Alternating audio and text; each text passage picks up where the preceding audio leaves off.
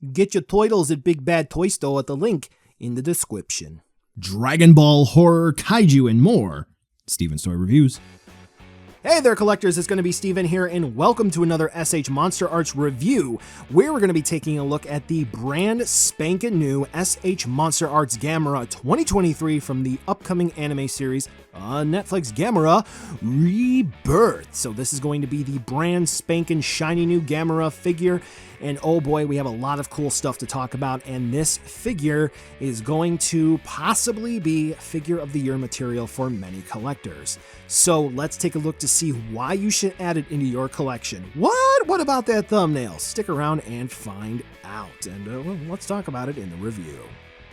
All right, so Gamera looks amazing. That I just cannot speak to this figure really well enough. When we take a look even at the accessory section, they went the extra mile to include some smaller details about how Gamera switches over to flight or even swim mode, depending on things. And Gamera just looks really, really good. There are tons of different greens, blues that are used really, really well. And the teeth paint and the eye application and the mouth, it's all just phenomenal.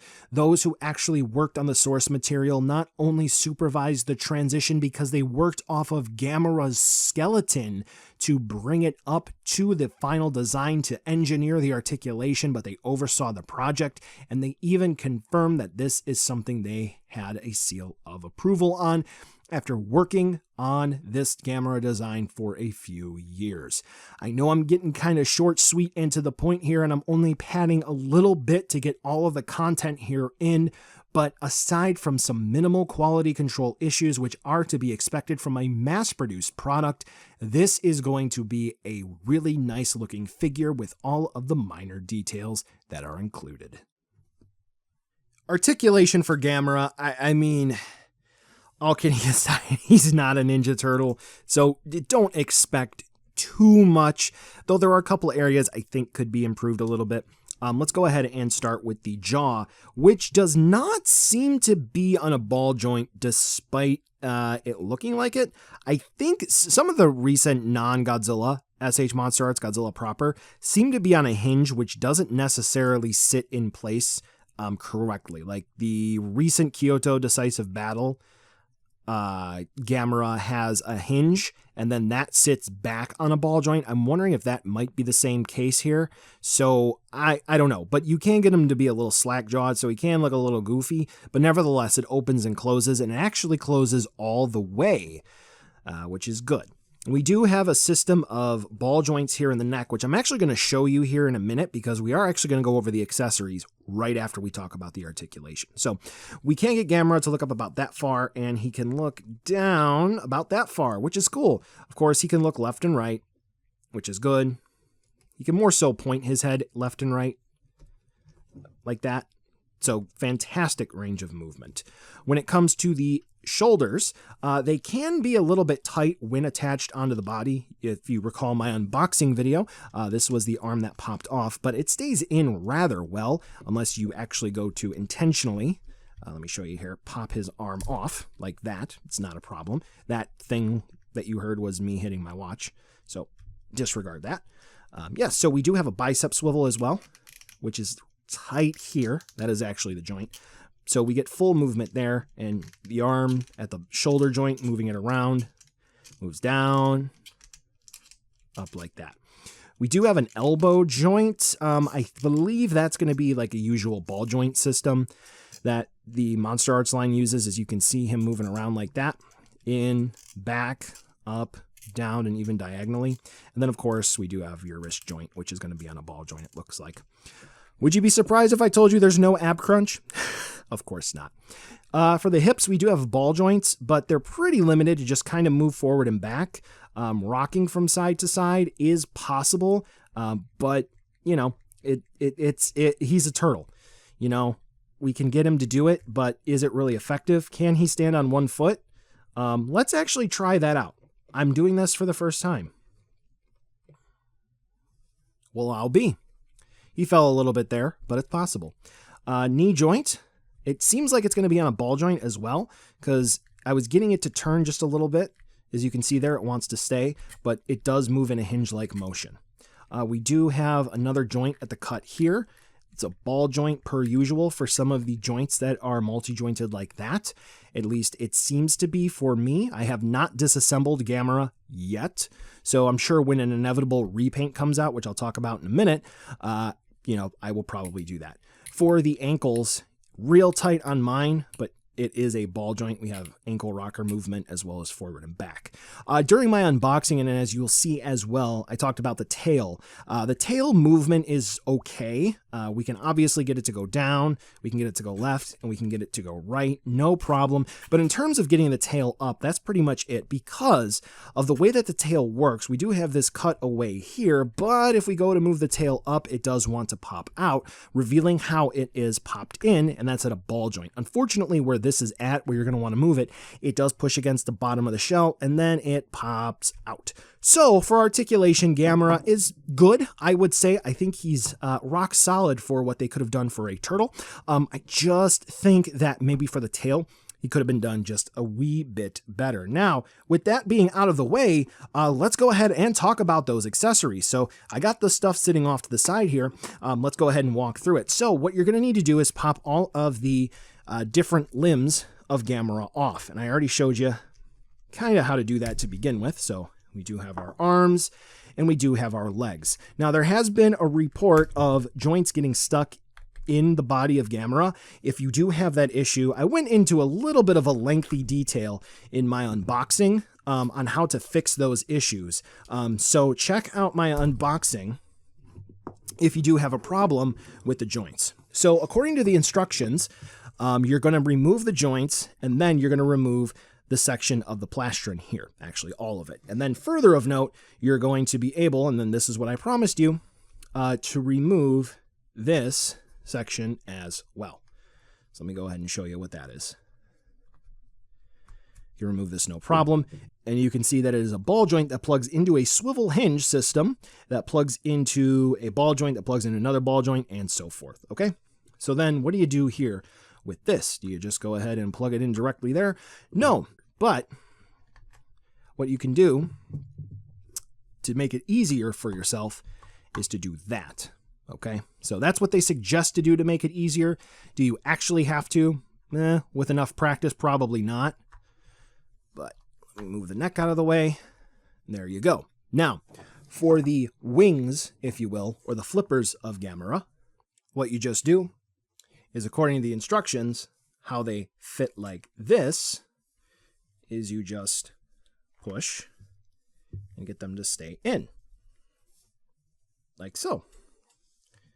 You do left and you do right, or you do right and you do left.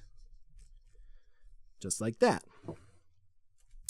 You take your little base, take your little stick, or does it go like this? There you go. Then this will line up down there. No problemo. Put that on top.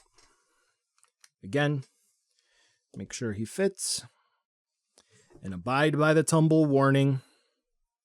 And Gamera is now flying. Now, with this section, we'll go ahead and take a closer look at some of those parts. And as you can see, the sculpted detail and the painted detail still match up fantastically with the paint application for Gamera's body. So there is no sort of degradation or misalignment with the paint apps whatsoever. The only thing is, obviously, we haven't seen the anime, so I'm not quite sure why the little glow metallic effect is not present for Gamera's plastron here, or plastron, whichever. But perhaps that is something that does go away. We may learn more as time goes on, but here's going to be a 360 spin view for Gamera right now. And honestly, I think everything considered, with the amazing quality of the figure and the huge parts of the flippers, the wings, whatever you'd prefer to call them, I think this is a really solid package. The only thing that I would say is we need another Fireball for Gamera collectively. The last time we got one was the G2 Gamera release, And that was how many years ago? And if they're going to start up with more Gamera product, we need another Fireball desperately. I would imagine with them circling around with more Gamera stuff, particularly if you've seen the trailers for Rebirth, they're probably going to do a Fireball variant because he does some cool stuff with the Fireball. And considering how many repaints we've been getting lately in the SH MonsterArts line, it wouldn't be a surprise. But nevertheless, if you do need support stands or effect parts, or you need ideas for an ultimate display, wink, wink, nudge, nudge, you know I got videos to help you out. So let's go ahead and move right on over to a size comparison so you can see exactly how big Gamera is. And something that I cannot convey is the weight. So yes, Gamera is a thick boy, but on top of that, Gamera weighs a lot. This is a beefy, beefy turtle. And quite frankly, I think, Gamera can throw his weight around. He sizes very nicely. Buy now, skip, or wait for a deal. Undoubtedly, if you're on the fence, this is a figure to purchase. That's pretty much all I can say. It's a figure to purchase. You can purchase it. You should do it now. It's good. End of discussion. Again, I would like to see a Fireball, and I think the articulation could be changed up just a little bit to make it a little nicer. But nevertheless, I think this is a home run, and this is a really great entry into the SH MonsterArts line. I'm on the fence as to whether or not this is going to be Figure of the Year material. I need to sit with it a bit more, but I love this. I am so happy to talk highly about an SH MonsterArts figure and not really have some reservations. With that being said, buy it. All right. Now, here's the last section of the review here. So what about that thumbnail? Because I just got done telling you this is one of the best MonsterArts figures to come out recently, and dare I say, some of you may find this to be your favorite, one of the best ones in the line. The thumbnail, the worst SH MonsterArts figure. Yes, I would say that's true. For the brand. So let's kind of recap what's going on with Gamera here.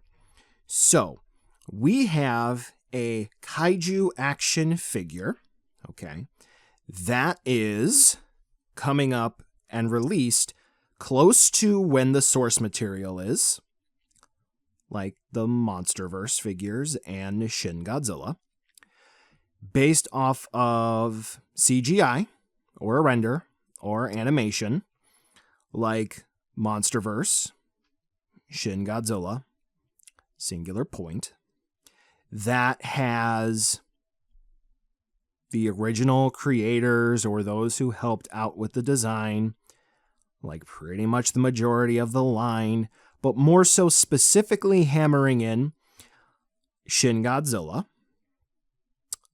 And then they worked with the skeleton to build Gamera from the ground up like Kong. And they had the creators oversee the project to make sure that it would look nice and to make sure everything was integrated well with the sculpt and the articulation like Shin Godzilla. And what we have here is a shining example of what the SH MonsterArts line can be, with a nice fluid product with a blend of articulation that works well with the design and paint application. I sort of want that full statement that I said with all of these sitting with you for a moment. So, now that it's been stewing for a minute, I want to pose the question, what went wrong with those? What went wrong with Shin Godzilla and his quality control? What went wrong with the sculpt inaccuracies for Shin Godzilla and his paint inaccuracies, as well as Godzilla Ultima? Why is Kong, admittedly, he was sculpted by somebody who is fantastic with animal and creature sculpts, One of my favorite figures, the Diversity of Life on Earth Nile Crocodile, was sculpted by him. Why is he so off base when this is not? If this is so close to the source material, why are the Monsterverse figures so wildly off?